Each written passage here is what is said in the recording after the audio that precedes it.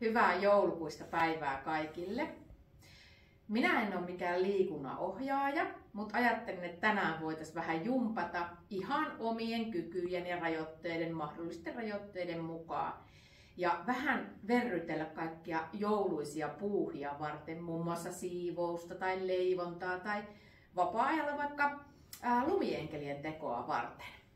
Niin harjoitellaan ensin vähän, miltä tuntuu tämä hartioiden liike. Nostetaan oikein korkealle, ihan tuonne korviin nuo hartiat ja sitten lasketaan alas. Miltä tuntuu, kun hartiat onkin alhaalla eikä korvissa.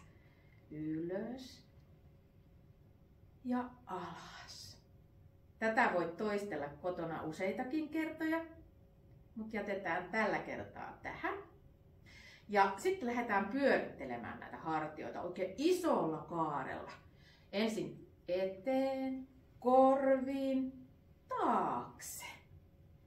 Eteen, korviin, taakse. Ja toinen suunta. Takaa, ylös ja eteen.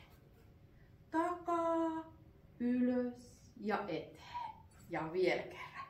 Takaa, ylös ja eteen. Sitten vähän ravistellaan hartioita. Ja sitten lähdetään pyörittämään käsiä. Ensin yhtä kättä oikealla jalkaarilla taakse ja pikkurilli eellä. Toinen käsi pikkurilli eellä isolla kaarella taakse. Näin. Ja toinen käsi. Ja sitten otetaan toisinpäin. Tuodaan täältä kaukaa takaa eteen.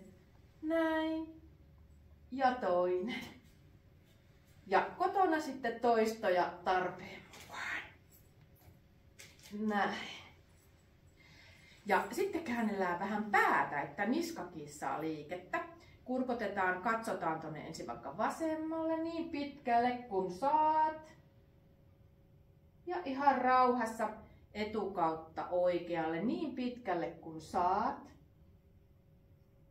Ja kotona taas toistoja oman tarpeen mukaan. Ja oikealle.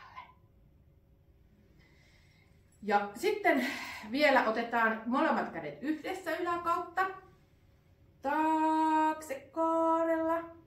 Ja toisen kerran. Näin. Ja nyt sitä lumienkelöintiä varten niin ruvetaan nostelemaan meidän siipiä. Eli käsiä mahdollisimman kaukaa sivuilta ylös. Näin. Ja mahdollisimman kaukaa sivuilta alas. Ja taas toistoja kotona se määrä, mitä tänään tarvitset. Oikein isot siivet. Näin.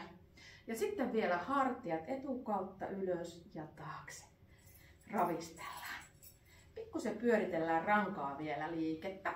Tuommoinen pieni haara-asento. Ja lähdetään hartiat rennosti alhaalla.